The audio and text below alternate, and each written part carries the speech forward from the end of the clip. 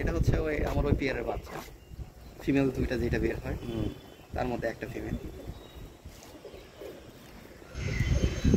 মাশাআল্লাহ। উড়ান কেমন ভাই? আপনি তো সেদিনকে তুলে দিয়েছিলেন, সেদিনকে হচ্ছে 4 ঘন্টা উঠছে। 4 ঘন্টা। আর গতকাল আমি উড়ে দিয়েছিলাম, পাখার দুই পাশে দুইটা করে টানা আছে, মানে 9-10 টানা আছে। কালকে 2.5 ঘন্টা উঠছে এই পাখা নিয়ে। দেখি পাখা দেখি।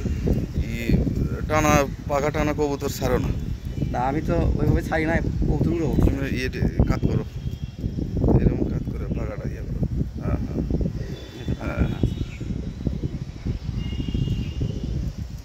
কারণ ভালো কবুতর নষ্ট করা তো যাবে না।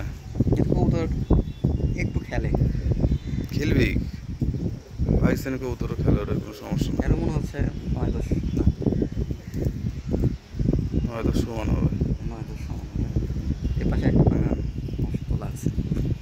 আমার মন ওটারই বোন না। কবুতর সাপ পড়ে আছে। সাতপুরে মোটামুটি ভালো দম দিচ্ছে তো।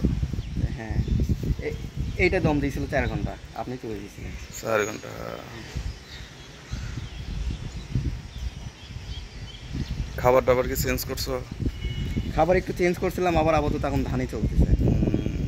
খাবারটা ইয়ে না করলে কবুতর আরো বড় দম করবে এটা।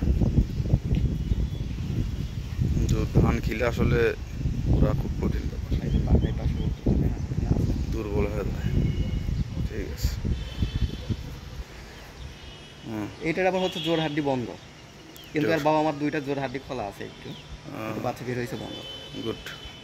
দুইটাই বন্ধ। আচ্ছা।